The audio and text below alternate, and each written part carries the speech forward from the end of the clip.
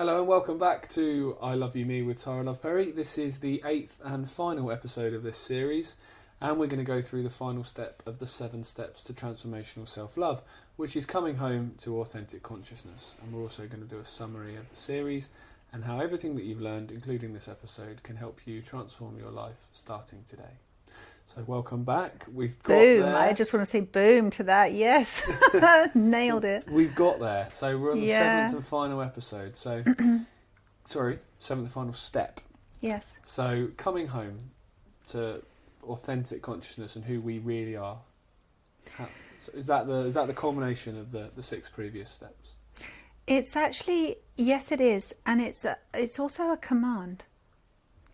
It's a command to all the parts of yourself that have been lost and wandering alone, and, the weary traveller in each part of us, or the inner child, or the fragmented part of the psyche, or whatever it is, to say, come back home now to the truth that I am, which is unconditional love.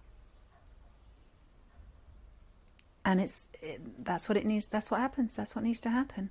So we've done a journey. When we started this journey, let's say we were lost, we were in pain, we were fragmented, disillusioned, afraid, or just not feeling so good, just off, not feeling so great, not feeling bang on, not feeling like heading in the direction I want to be heading in.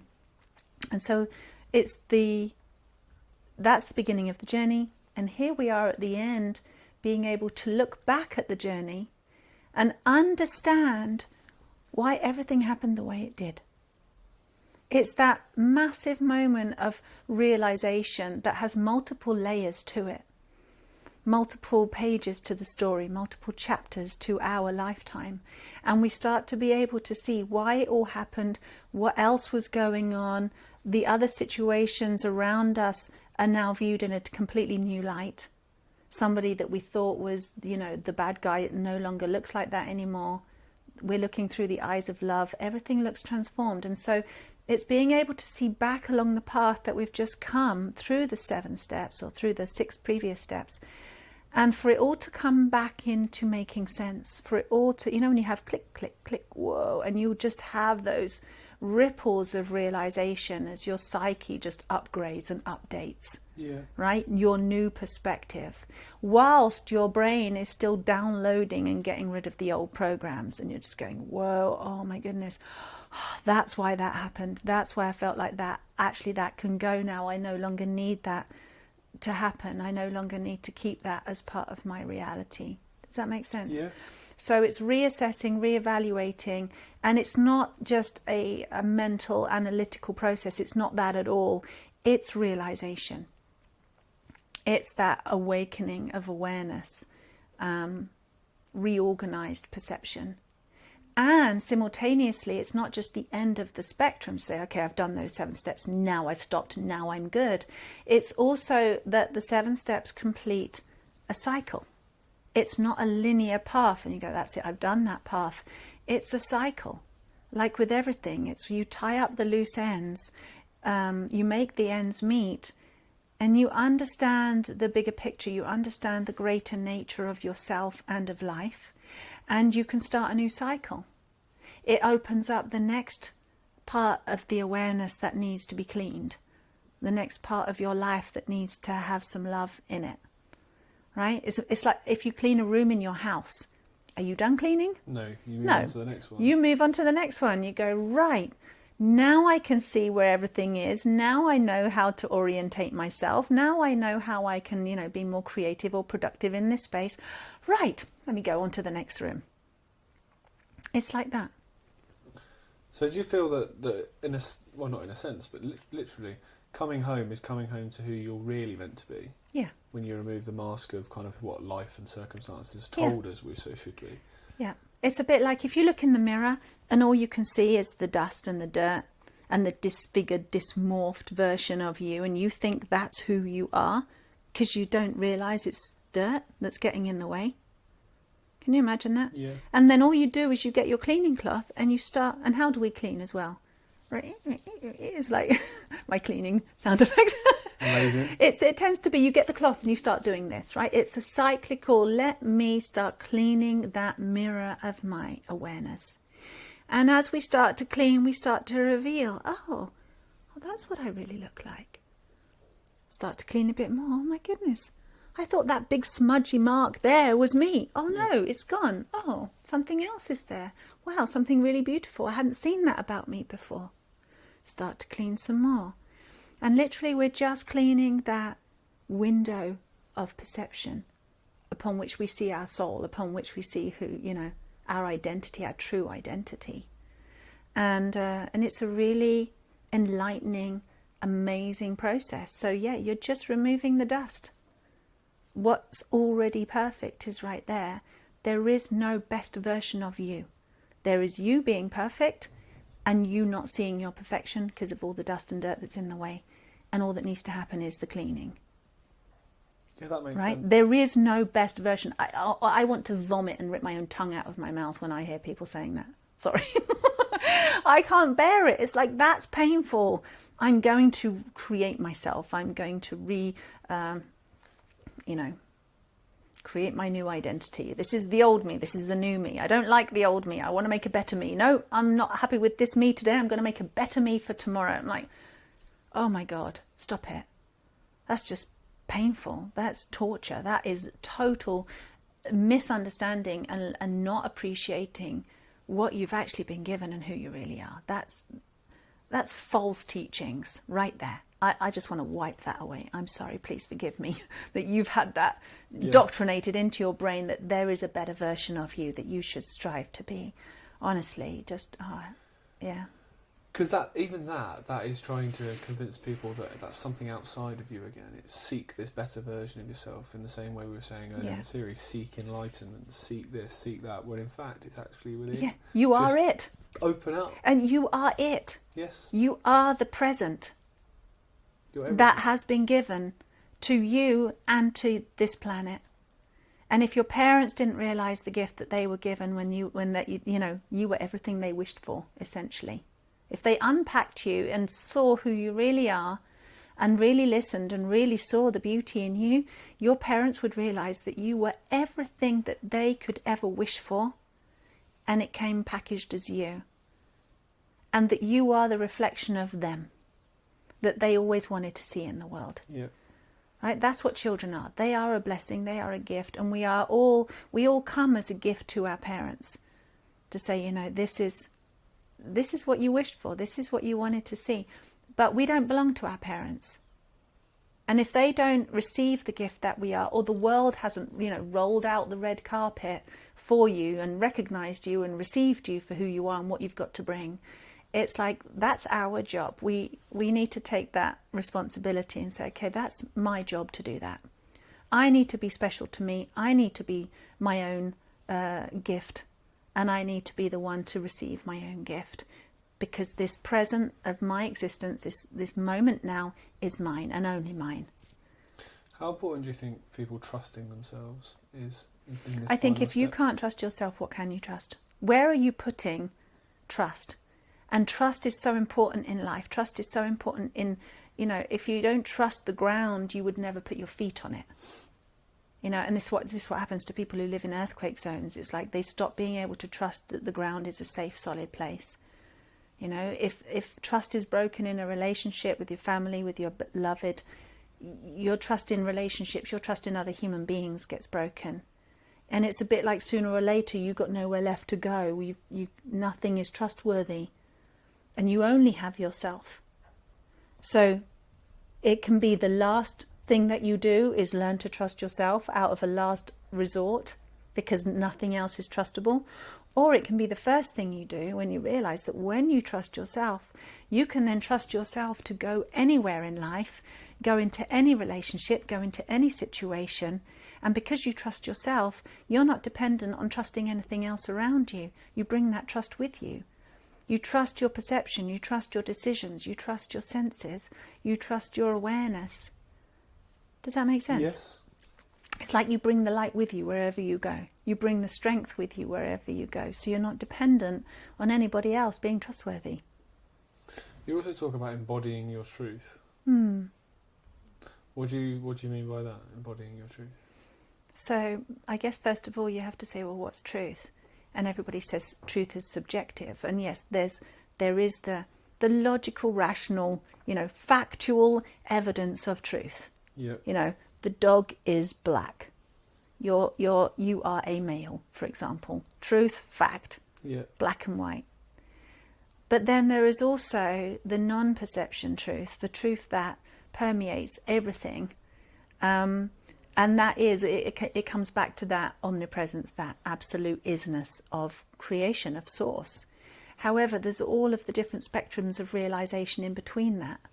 So it's like a homing beacon or a compass where you can say, I'm getting closer to that unconditional, absolute truth because it's starting to feel better. Right? It starts to feel, I don't know if it's right up here. I don't know if the dog's actually black because it's just a reflection, it's a hologram. It's a reflection of light upon, a hair that it's potentially, whatever. There's the science behind it, the metaphysics behind it, and you can keep extrapolating that right out to does the dog even exist? What is a dog? You can really go off the deep end, right? You can really, what is existence? And ultimately everything comes back to that omnipresence. Everything comes back to that light, that absolute nature of everything. And so truth is subjective according to where in that spectrum we allow our perception to enlighten us, to reveal itself to us, and how we calibrate ourselves as an instrument to recognizing that, to understanding that truth is beyond fact and fiction in the mind. It's all encompassing. There is truth that we live in, that exists as us, through us, with us. And can we recalibrate to that vibration of absolute isness and stay conscious and stay human and start to understand life through that greater picture, if you like, that level of truth. Yeah. Does that make sense? Yes, it does. Yeah. So, firstly, I didn't ask you this in the first episode. What actually led you to write this book? Partly, actually, I'll tell you the real truth. I was in a relationship with someone, and all I could see was this really powerful, beautiful man, really, really huge heart, like a lion, big and brave and strong and wonderful. And yet he wasn't really being that so much. He was more, it seemed to me that he was very damaged. He talked a lot about things that had gone wrong in his life and his childhood and the fears and the distrust that he had. And that seemed to really come between our relationship. From my perspective, because I was more looking at where I couldn't get through to him and where he wasn't able to receive my love and he didn't trust me, and what I perceived as being his muck covering up his beauty, beautiful heart and soul. And I just wanted to connect with him. I wanted to have this wonderful relationship, and I felt his fear towards loving me and his fear towards me, towards him receiving my love. And so here I am being able to help all these other people, and yet not having the result in my own life, right? Which is really annoying. And so I thought, since he liked reading books, that if I wrote the book, he would read the book and he would learn to forgive himself and love himself. And that I would then get the man that I was in love with, and I could have a successful relationship with this man, which is what I wanted. So I wrote the book. And as actually I'd written the book, well, it wasn't properly finished, it wasn't structured, it was just on my laptop.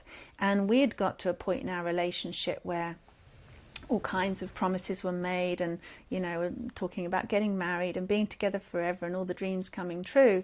And then actually that's not what happened. There was a turning point which basically just everything went tits up, everything went really horribly down the pan, and it was awful. I was in a really bad place. I was so unhappy. I was like someone had pulled the rug out from underneath me, and the walls and the ceiling as well. I was just like devastated. And so I decided, it was like, okay, I need to go and finish that book. I need to do something positive. So I went back to my laptop and started reading the book from the beginning to figure out, what I was going to do with it next. And as I was reading it, I started doing the steps. And I didn't stop reading it. And I started reading it all the way through. And I realized that even though I'm writing about self-love, I actually hadn't really done it. I'd been doing it, but I didn't really get it. I didn't realize that actually I had written that book for myself. Yeah. Thinking, and this is what we do, right? This is what I'd done. I'd written it for someone else, only to realize that the person who really needed it was me. And that even though I wrote the book for this person and I gave him the book, I don't know if he ever read it. Right. Hey, he probably just got forgotten about. I don't think he's ever done the steps. I don't think it changed anything. It certainly didn't bring us back together. We never managed to heal our relationship.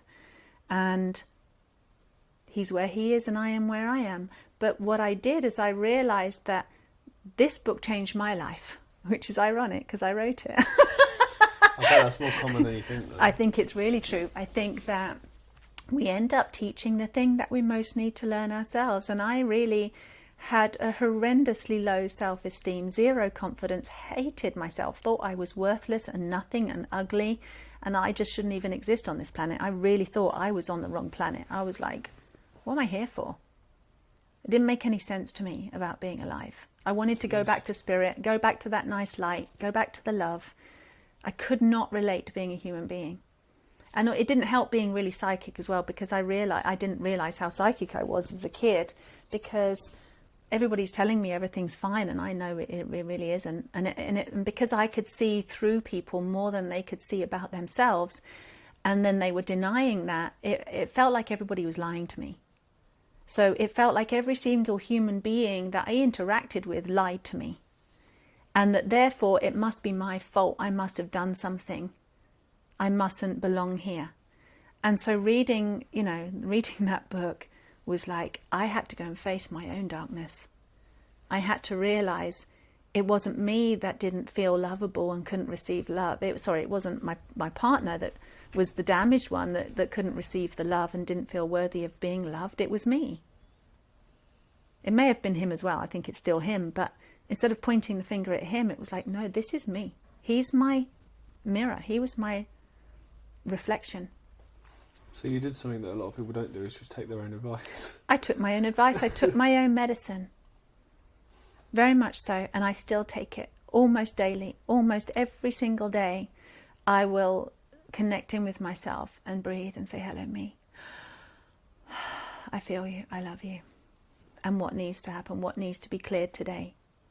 What do I need to understand today? What awareness do I need to connect in today? It totally changed my life writing that book. And it's obviously changed many, many other people's lives too. And the reason I'm able to talk about it is because even though I wrote it, I don't feel like the whole teaching came from me.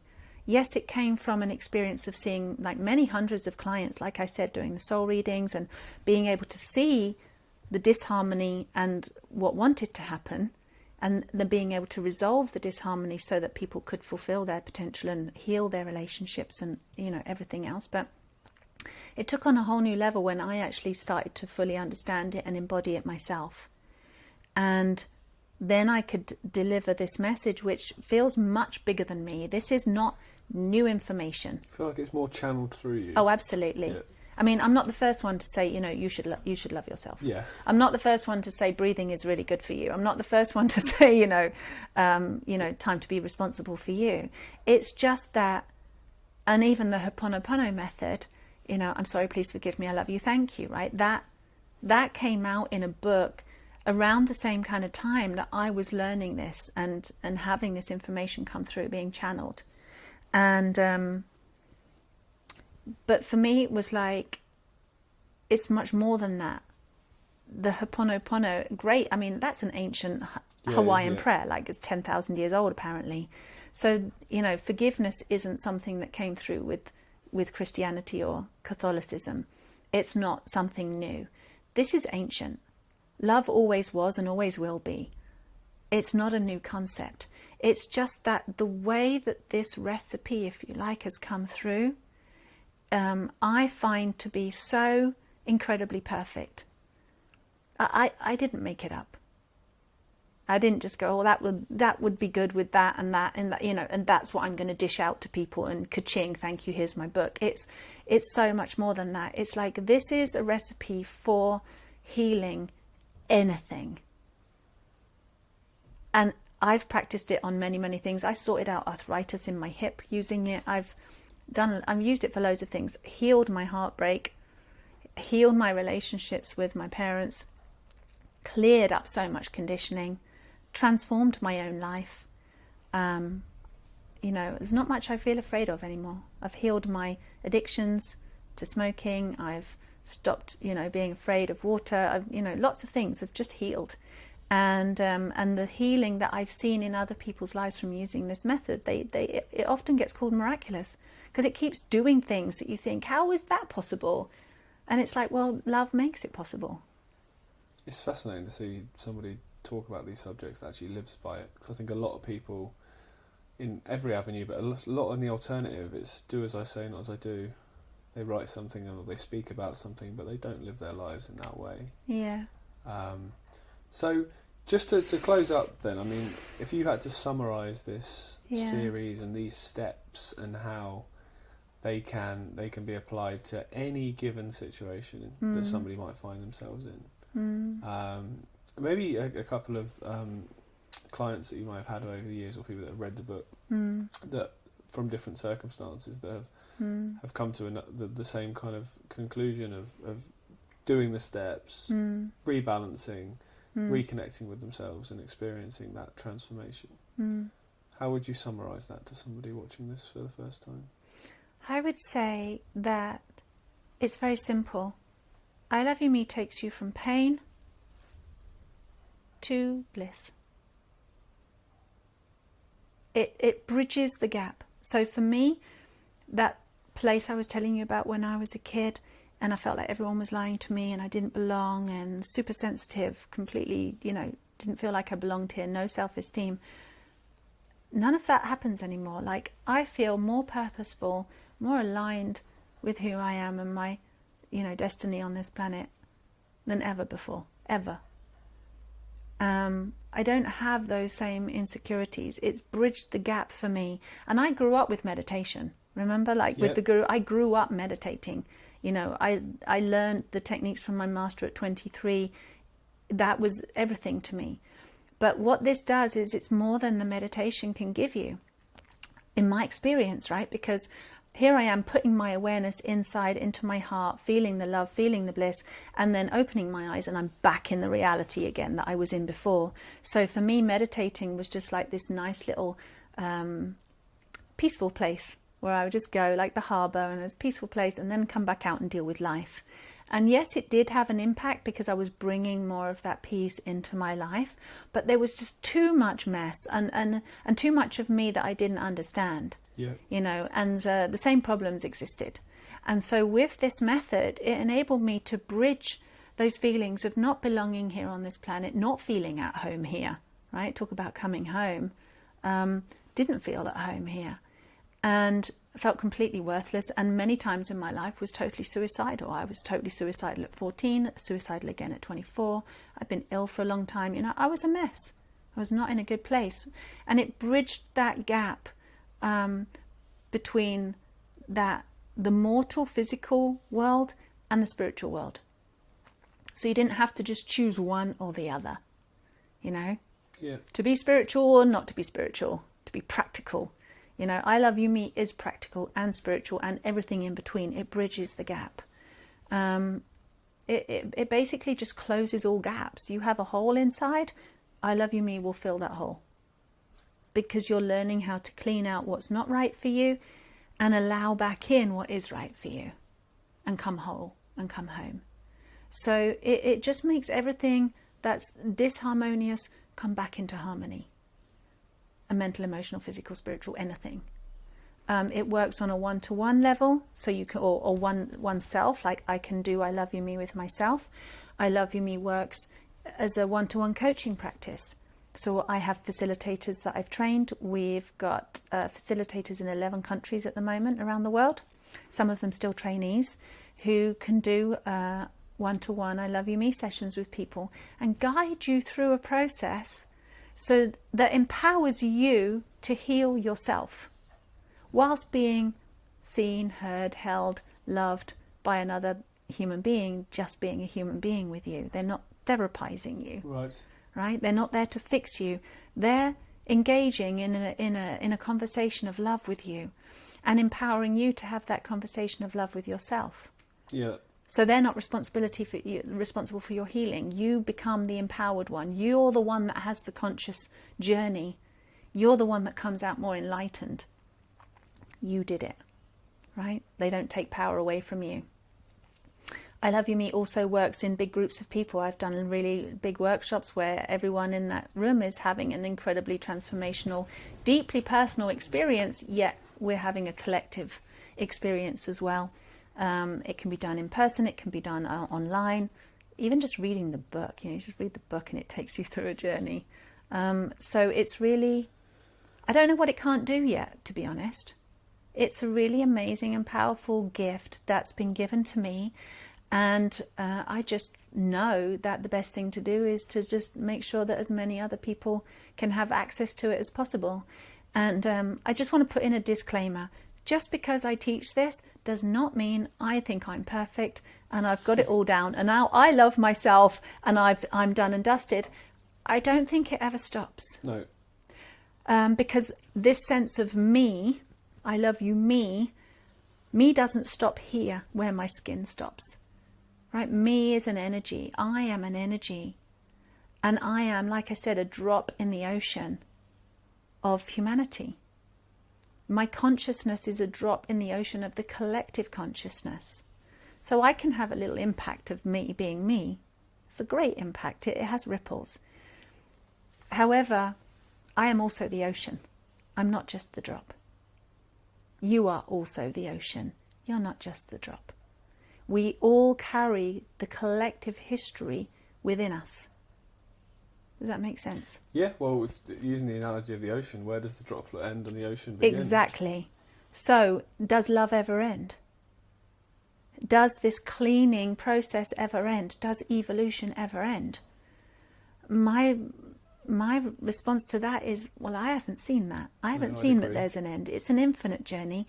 Do I want ever to stop learning about love? No. Love is the best thing. It's the most powerful thing. It's the most incredible teacher. I always want to be that student of love and keep learning and keep growing. So, no, you could be, well, Tara's not perfect. It's like, yeah, you're right. You're totally right. Except I also am.